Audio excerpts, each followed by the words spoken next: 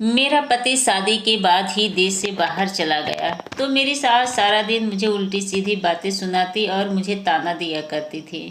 लेकिन मेरे ससुर के आते ही मेरी सास मेरे कमरे में आ जाती और मेरे हाथ पैर दबाकर मेरी सेवा करने लगती। मुझे तभी नींद आ जाती। सुबह होते ही जब मैं कमरे से बाहर आती तो मेरे ससुर मुझे बहुत ज़्यादा पैसे देते और कहते कि ये तुम्हारा इनाम है। मुझे उनकी इस बात पर बहुत ज़्यादा हैरत होती और मैं सोच में पड़ जाती कि किस चीज़ का इनाम है। मुझे अपनी सास पर शक हुआ तो एक दिन मैं उनके कमरे में आने से पहले ही आंखें बंद करके सोने का नाटक करने लगी। उसके बाद जो हुआ वो देख कर तो मेरे रोंगटे खड़े हो गए। मेरा नाम मीना है। मैं एक गरीब घर से हूँ। हम 4 बहनें हैं। हमारा कोई भाई नहीं है और सब बहनों में सबसे बड़ी थी, लेकिन मैं देखने में बहुत ज़्यादा खूबसूरत थी। मेरी माँ बाप को बहुत ज़्यादा खुशी हुई जब घर बैठे ही मेरा रिश्ता एक अमीर घर से आ गया। उन लोगों ने दहेज की डिमांड भी नहीं की थी, बस उन्हें शादी जल्दी करनी थी। मेरे माँ बाप के पास कुछ नहीं था, इसलिए उन्होंने मेरी शादी सादगी से कर दी। मेरी सास बहुत खुशी खुशी मुझे अपने घर लेकर आई। शादी की रात जब मेरे पति मेरे कमरे में आए तो वो बहुत ज़्यादा चुप थे। उन्होंने मुझसे कोई बात नहीं की थी और ना ही मेरी तरफ ठीक से देखा था। बस इतना कहने लगे कि मैं एक प्रैक्टिकल किस्म का इंसान हूँ, मुझे रोमांस नहीं पसंद है। मैंने भी उनसे कुछ नहीं कहा। मैंने सोचा कि समय के साथ साथ मैं उनको जान जाऊंगी। मेरी सास और ससुर का बर्ताव मेरे साथ बहुत अच्छा था, लेकिन शादी के कुछ दिनों बाद ही मेरे पति विदेश चले गए। उनके जाने के बाद मुझे पता चला कि मेरी सास एक बहुत खतरनाक औरत है। अब वो सारा दिन मुझसे घर का काम करवाती रहती है। मैं सारा दिन घर के कामों में लगी रहती और मेरी सास मेरे हर काम में एन निकालती रहती। उनका ये बर्ताव मेरे साथ जब शुरू हुआ था जब मेरा पति काम के लिए विदेश चला गया था। मेरे पति के सामने मेरी सास मेरे साथ बहुत अच्छे से रहती थी। मेरी शादी को अभी कुछ ही महीने हुए थे और इन दिनों में मैं समझ गई थी कि मेरे ससुराल वाले बहुत संदगील और दाकियानूसी किस्म के इंसान हैं। मेरी सास मेरे पति के जाने के बाद किसी बहाने से नौकरानी को घर से निकाल दिया और कहने लगी कि वो सफाई से काम नहीं करती है। नौकरानी के जाते ही घर की सारी जिम्मेदारी मेरे ऊपर डाल दी। मैं जब भी घर की सफाई लगाती तो मेरी सास मुझसे कहती कि तुम ठीक से सफाई नहीं लगाई, दोबारा सफाई लगाओ। वो दिन भर मुझसे काम में लगाए रखती। लेकिन रात को जब मेरे ससुर के आने का समय होता तो वो मुझसे कहती कि अपने कमरे में जाओ और हाथ मुंह धोकर तैयार हो जाओ। मैं अपने कमरे में चली जाती और तैयार हो जाती और नया जोड़ा पहन लेती। मेरे ससुर के घर आते ही मेरी सास का बर्ताव मेरे साथ बिल्कुल बदल जाता। वो मुझसे कहती कि ये तुम्हारे लिए खाना लेकर आती हूँ। जब मैं उनसे कहती कि आप रहने दे, मैं खुद ले लूँगी, तो वो मुझसे कहती कि तुम मेरी बहू नहीं बेटी हो, मैं तुम्हारे लिए खाना लेकर आती हूँ। मैं उनका ये रवैया समझ नहीं पा रही थी। मेरी सास के 2 रूप थे, एक मेरे ससुर के सामने और एक उनके जाने के बाद। दिन में वो एक जालिम सास की तरह रहती और शाम को जब मेरे ससुर काम से घर वापस आते तो वो मेरे आगे पीछे घूमने लगती थी। मुझे चाय बना कर देती और मैं नहीं जानती कि इस बात के पीछे क्या राज था। लेकिन जब ये राज मेरे सामने खुला तो मेरे पैरों तले से जमीन निकल गई। मेरे ससुर के आते ही वह मुझ पर मेहरबान हो जाती। एक दिन तो उन्होंने ऐसा काम किया कि मैं देखकर दंग रह गई। रात को जब मेरे कमरे में आ गई और मुझसे कहने लगी कि तुम बहुत थक जाती हो, सारा दिन काम में लगी रहती हो, लाओ मैं तुम्हारा पैर दबा दूं। यह सुनकर तो मैं हैरान परेशान हो गई। मैं अपनी सास को हैरत से देखने लगी। मैंने कहा नहीं, आप ये नहीं कर सकती, मुझे कुछ नहीं हुआ है, मैं बिल्कुल ठीक हूँ, मैं आपसे अपने पैर नहीं दबा सकती। लेकिन उन्होंने मेरी कोई बात नहीं सुनी और मेरे पैर दबाने लगी। मुझे उनके इस बात से बहुत शर्म महसूस हो रही थी। फिर वो तेल लेकर आ गई और मेरे पैरों पर लगाने लगी। मुझे ये बहुत बुरा लग रहा था। मैंने उन्हें बहुत बार मना किया कि आप मेरे से बड़ी हैं, मैं आपसे मालिश नहीं करवा सकती, लेकिन वो जबरदस्ती मेरे पैर पकड़कर उस पर तेल लगाने लगी। वो इतनी अच्छी मालिश करती कि कुछ ही देर में सारी थकान उतर जाती और मैं गहरी नींद में सो जाती। मैं सारी रात सोती रहती। जब सुबह मेरी आंख खुली तो बहुत थकान महसूस कर रही थी। मेरा पूरा बदन दर्द हो रहा था और ऐसा महसूस हो रहा था कि मैंने सारी रात बहुत मेहनत का काम किया हो।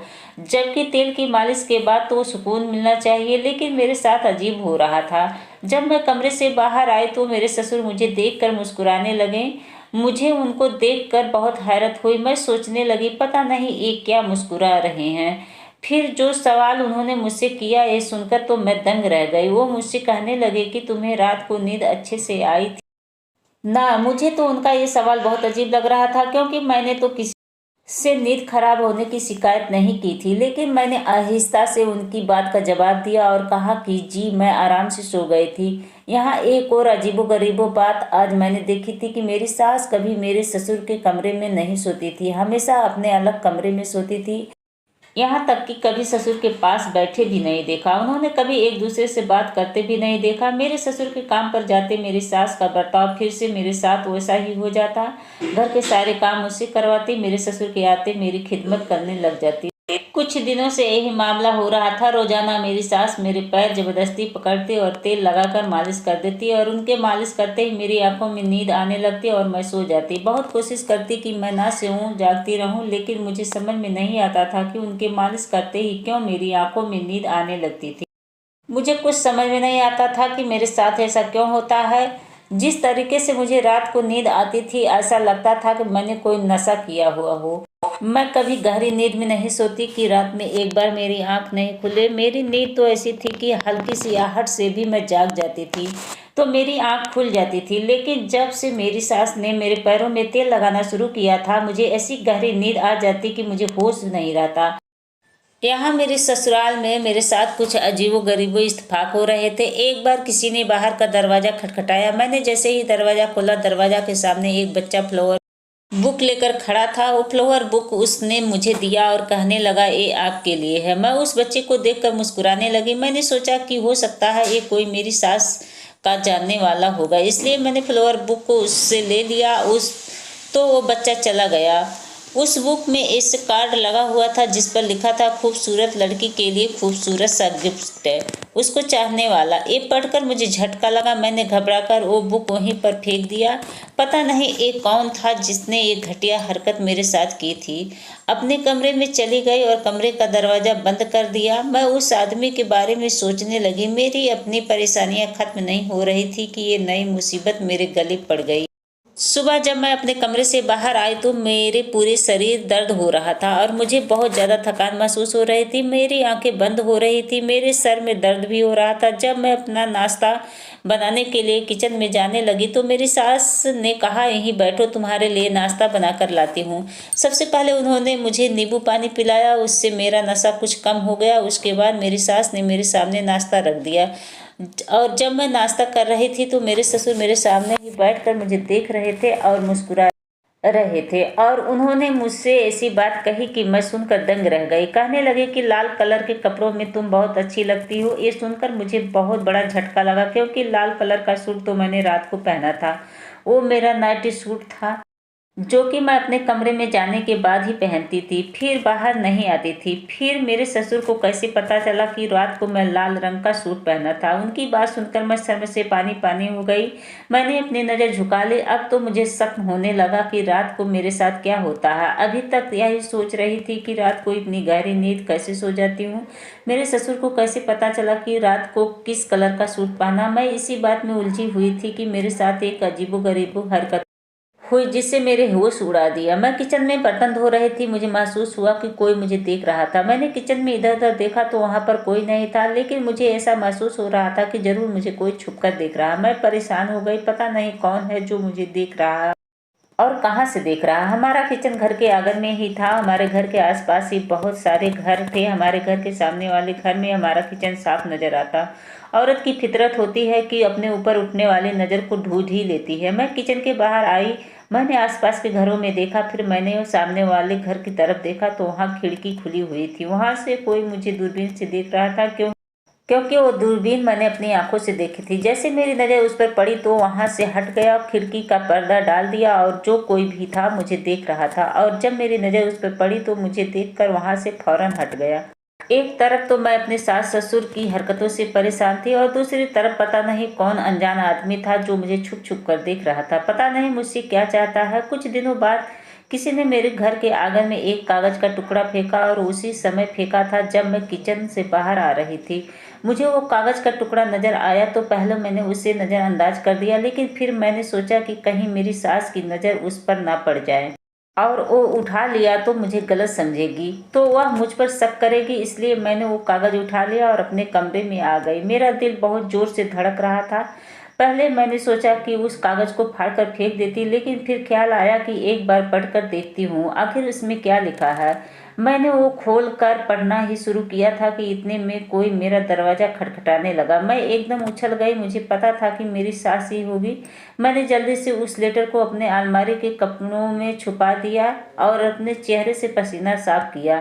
फिर दरवाजा खोला। जैसे ही मैंने दरवाजा खोला मेरी सास मुझे शक की नज़रों से देखने लगी। मुझसे पूछने लगी कि मैंने अपना दरवाजा बंद क्यों किया था। मैं पहले ही उस लेटर की वजह से घबराई हुई थी और जब मेरी सास ने सवाल किया तो उसे संभालते हुए उनसे कहा कि मैं बाथरूम में थी, इसलिए मैंने दरवाज़ा अंदर से बंद कर दिया था। लेकिन मेरी सास ने मेरी बात पर यकीन नहीं किया और वो मुझसे पूछने लगी कि तुम इतनी घबराई हुई क्यों हो, क्या हुआ तुम्हें। मैंने उनसे कहा कि ऐसी कोई बात नहीं है, मैं ठीक हूँ। फिर वो मुझसे कहने लगी कि चलो लेट जाओ, मैं तुम्हारे पैरों की मालिश कर देती हूँ। मैंने उनसे कहा कि आप क्यों रोज रोज मेरे पैरों की मालिश करने आ जाती हैं, मुझे अच्छा नहीं लगता है आपसे अपने पैरों की मालिश करवाना। लेकिन वो मेरी बात सुनने को तैयार ही नहीं थी। यही आज मैंने भी पक्का इरादा कर लिया कि मैं उनसे अपने पैरों की मालिश नहीं करवाऊंगी, क्योंकि मेरा दिल कह रहा था कि जिस तेल से मेरी मालिश करती हैं उसमें कुछ ना कुछ गड़बड़ है। जैसे वो तेल लगाने के लिए आगे आई, मैंने अपने पैर पीछे कर लिया। मुझे अंदाजा नहीं था कि वो मेरी इस हरकत से मुझे इतना गुस्सा करेंगी। वो कहने लगी कि अगर तुमने मेरी कोई बात नहीं सुनी तो तुम्हारे साथ क्या करती हूँ। अभी तक मैं तुमसे प्यार से कह रही हूँ, अगर तुमने मेरी बात नहीं मानी तो तुम पर हाथ भी उठा सकती हूँ। मुझे उनकी यह बात सुनकर डर लगने लगा। अपने पैर आगे कर दिया और वो मेरे पैरों की मालिश करने लगी। हर बार की तरह उनकी मालिश करते ही मुझे गहरी नींद आ गई। मैं अपनी ज़िंदगी से बहुत परेशान हो गई थी। जब सुबह उठकर अपने कमरे से बाहर आती तो मेरे ससुर के सवाल मुझे परेशान करने लगते। मुझसे कहते कि तुम आज बहुत खूबसूरत लग रही हो, कभी कहते कि तुम्हारे खुले खुले बाल अच्छे लगते हैं। उनकी ये बातें से मैं ज़्यादा परेशान रहने लगी, लेकिन किसी से कुछ कह नहीं सकती। कभी कभी तो अपने कमरे में जाकर खूब रोती और अपने पति को याद करती। मेरे पास मोबाइल भी नहीं था कि अपने पति से बात करती। मैं अपनी सास से कहती कि मुझे पति से बात करवाओ तो वो कहती कि अभी तुमसे बात नहीं कर सकता। मेरी शादी को 4 महीने हो चुके थे, लेकिन मेरे पति ने अभी तक एक बार भी मुझसे बात नहीं की थी। शाम को जब मैं काम करके फ्री होकर अपने कमरे में आती तो सोचने लगती, पता नहीं मेरा पति कैसा इंसान है कि मुझसे बात नहीं करता, क्या कभी मेरा ख्याल नहीं आता। यही सोच रही थी कि अचानक मुझे लेटर की याद आई। मैंने उठाकर अपने कमरे का दरवाज़ा बंद किया और अलमारी में वो लेटर निकालकर पढ़ने लगी। उसे पढ़कर मेरे होश उड़ गए। उसमें लिखा था कि वह मेरे बारे में सब कुछ जानता है और वह मुझे कुछ बताना चाहता है। उसमें भी लिखा था कि वह मुझे पसंद करता है। मैं बहुत बड़ी मुसीबत में फंस चुकी हूँ। वो कह रहा था कि वह मुझे हर समय अपनी खिड़की से देखता रहता है। उसे मेरी हालत पर बहुत तरस आता है। उसको बातें पढ़कर तो मैं सोच में पड़ गई थी कि मेरी हालत के बारे में मैं कैसे जानता था। उसे कैसे पता चला कि किस मुसीबत में हूँ। ना चाहते हुए मेरी आंखों में आंसू बहने लगे। मेरे माँ बाप बहुत गरीब थे, मेरी भी छोटी बहनें थी, इसलिए मेरी माँ ने मुझे समझा कर भेजा था कि मैं कभी भी अपने ससुराल वालों से लड़कर घर वापस नहीं आऊँ, क्योंकि उनके ऊपर अभी मेरी और बहनों का भी जिम्मेदारी थी। इसलिए मैं अपने मायके भी वापस नहीं जा सकती। मेरे पास कोई नहीं था जिससे मैं अपना गम कह सकती थी। मेरे ससुर की बातों से जो ख्याल मेरे दिल में आ रहे थे बहुत ज़्यादा गलत थे। इस बात में बहुत तकलीफ थी कि जो कोई भी मेरी परेशानी समझ लेता तो 2 बोल मुझे तसल्ली के बोल देता, उसे मैं अपना समझ लेती। ना चाहते हुए किचन से बाहर निकलकर आंगन में खड़ी हो गई और उस खिड़की की तरफ देखने लगी। सामने खिड़की का पर्दा हटा हुआ था, वह आदमी दूरबीन से मुझे देख रहा था। मैंने अपने आंसू साफ किए और अपने कमरे में चली गई। ऐसी हालत में मुझे अपने पति की बहुत ज़्यादा ज़रूरत थी, लेकिन वो मेरे पास नहीं था। वो तो शायद मुझे भूल ही गया था। अगले दिन फिर मुझे एक कागज़ का टुकड़ा आंगन में पड़ा हुआ मिला। मैंने उसे उठाकर पढ़ा तो उसमें लिखा हुआ था कि रात को अपनी छत पर आ जाना। लेकिन मैं रात में छत पर नहीं जा सकती थी। मैं बहुत बड़ी मुसीबत में फंस चुकी थी। मेरी सास तो रात को भी मेरा पीछा नहीं छोड़ती।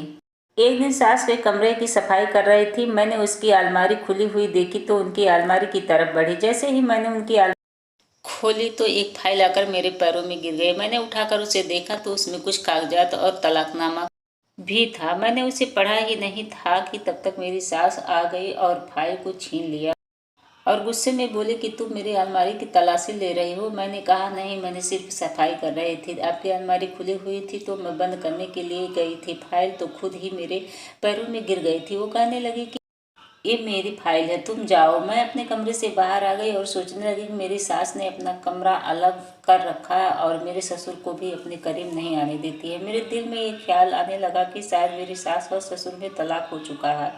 मेरी सास मुझसे यह बात छुपाना चाहती है। अगर लेकिन ऐसा होता तो वह घर में कैसे रह सकती है। मैं जितना ससुर के बारे में सोचती रहती उतनी ही उलझती जाती। मैंने सोच लिया कि रात को अपने सास से मालिश नहीं करवाऊंगी। अपने पैरों में पहले से वैसलीन लगा लिया ताकि वो तेल का असर ना करे, उसका नशा मेरे ऊपर ना चढ़े। रात को जैसे ही मेरा सास मेरे पैरों में मालिश करने आए तो उसके तेल लगाते ही मैंने सोने का नाटक करने लगी। उन्हें लगा मैं सो गई हूँ तो वो बाहर चले गए। कुछ देर बाद मेरा ससुर मेरे कमरे में आ गया।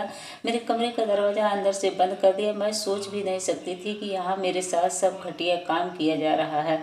जैसे ही मेरा ससुर मेरे पास आया तो मैं घबराकर उठ गई। मुझे जागता हुआ देखकर मेरे ससुर पीछे हट गए। मैंने उससे कहा कि आपको शर्म नहीं आती, आप मेरे साथ ऐसा गंदा काम करते हो। मेरी सास भी मेरे कमरे में आ गई। मुझे जागता हुआ देखकर हैरान होने लगी। मैंने अपने ससुर से कहा कि मैं आपकी बेटी जैसी हूँ, आप मेरे साथ ऐसा पाप कर रहे हैं। मेरे ससुर नजरें झुकाते हुए कहने लगे कि मैंने तुम्हारे साथ कुछ गलत नहीं किया। मैं यहाँ सिर्फ तुम्हें देखने के लिए आता हूँ। तुम मुझे बहुत अच्छी लगती हो। मैं तुमसे शादी करना चाहता हूँ। उनकी ये बात सुनकर मेरा दिल किया कि मैं उनका गला दबा दूँ। मैंने कहा आपको बिल्कुल भी शर्म नहीं आ रही है ऐसी बातें करते हुए? मैं आपकी बेटी की पत्नी हूँ। इस बात पर मेरी सास ने मेरे ससुर को कमरे से बाहर भेज दिया और मुझसे कहने लगी कि कौन सा बेटा और किसकी पत्नी? वो तो कब का तुम्हें छोड़कर जा चुका है। मैंने तुम्हें तुम्हारी शादी इसी शर्त पर करवाई थी कि वो तुम्हारे साथ नहीं रहेगा। वो तो बाहर विदेश में ही शादी कर चुका था, लेकिन मुझे अपने घर में एक मुफ्त की नौकरानी चाहिए थी। इसलिए मैंने ऐसा घर ढूंढा जिसके घर वाले अपने बेटे को ससुराल वालों की हर जायदादी सहने का मशवरा देती हो। तुम्हारे माँ बाप भी ऐसे ही थे, इसलिए अपने बेटे की शादी तुमसे करवा दी। और जब वो वापस जाने लगा तो तुम्हारे लिए वो डिवोर्स पेपर छोड़ कर गया। और ये बात मैंने तुम्हें इसलिए नहीं बताई क्योंकि मैं तुम्हारे बारे में कुछ और सोच चुकी थी। अब मेरा पति तुम्हारा ससुर नहीं है। तुम्हारी शादी अपने पति से करवा दूंगी। मेरे पति की दिमागी हालत ठीक नहीं है। वो जो चाहता है वही करता है। सारी जिंदगी उसने मुझे मारा पीटा और अब तुम उसे पसंद आ गई हो। मैं तुम्हारी शादी उससे करवा दूंगी और अपनी जिंदगी सुकून में गुजारूंगी। जिंदगी भर जो तकलीफ मुझे दी है अब वो तुम सहोगी और तुम्हारे पास वापस भी कोई रास्ता नहीं है। एक कहकर मेरी सास मेरे कमरे से चली गई। मेरा पति मुझे तलाक दे चुका था और मुझे इस बात की कानों कान खबर भी नहीं थी। अब मैं इस घर में कैसे रह सकती थी? मैं किसी भी सूरत में इस घर में नहीं रहूंगी। मुझे सारी जिंदगी की गुलामी और तकलीफ करनी है। मैंने अपना सामान उठाया और कमरे से बाहर निकलने लगी। जैसे ही मैंने दरवाजा खोलने की कोशिश की तो दरवाजा बाहर से लॉक था। मैंने दरवाजा खटखटाया तो मेरी सास कहने लगी कि जब तक मैं तुम्हारी शादी अपने पति से नहीं करवा देती तुम इस कमरे में बंद रहोगी। ये सुनकर मेरे पैरों तले से जमीन निकल गई। मैं ऐसे किसी भी हाल में नहीं रह सकती। मैंने अपनी सास से मना कर दिया। मैंने कहा कि दरवाजा खोलो, मुझे यहाँ से जाने दो। मेरी सास ने कहा कि तुम्हें हर हाल में मेरे पति से शादी करनी पड़ेगी वरना मैं तुम्हें इसी कमरे में भूखा प्यासा रखूंगी। मैंने अपनी सास से बहुत मिन्नतें की लेकिन उन्होंने मेरी कोई बात ना सुनी। मैं रात भर अपने कमरे में रोती रही। अचानक मेरे दिमाग में उस आदमी का ख्याल आया जो हमारे घर के सामने से अपनी खिड़की से मुझे देखता था। मैं अपने कमरे की खिड़की खोलकर वहाँ खड़ी हो गई। मैंने देखा कि सामने की खिड़की भी खुली हुई थी और कमरे में रोशनी भी है। मुझे एक उम्मीद की किरण नजर आई। मैंने सोचा कि हो सकता है ये आदमी ही मेरा मदद करे। मैंने उस आदमी के सामने अपने हाथ जोड़े उससे इशारे से कहा कि मेरी जान बचा ले। मेरे पास बस यही एक चारा था। कुछ देर बाद ही मेरे कमरे का दरवाजा खुला और बाहर पुलिस मौजूद थी। वह आदमी मेरी बात समझ गया था। मैंने पुलिस को सब कुछ बता दिया। पुलिस मेरे सास ससुर को पकड़ कर ले गई। मैं अपने मायके में वापस आ गई। कुछ दिनों बाद ही वो आदमी ने मुझसे शादी कर ली जिसने मेरी मदद की थी। अब मैं इसके साथ ही खुशहाल ज़िंदगी गुजार रही हूँ। दोस्तों, उम्मीद करती हूँ आपको हमारी कहानी पसंद आई होगी। कहानी पसंद आई है तो वीडियो को लाइक करें, चैनल पर नए हैं तो चैनल को सब्सक्राइब करें और हाँ, नोटिफिकेशन बेल को ज़रूर दबाएं ताकि अगली अपडेट सबसे पहले आपको मिले। धन्यवाद।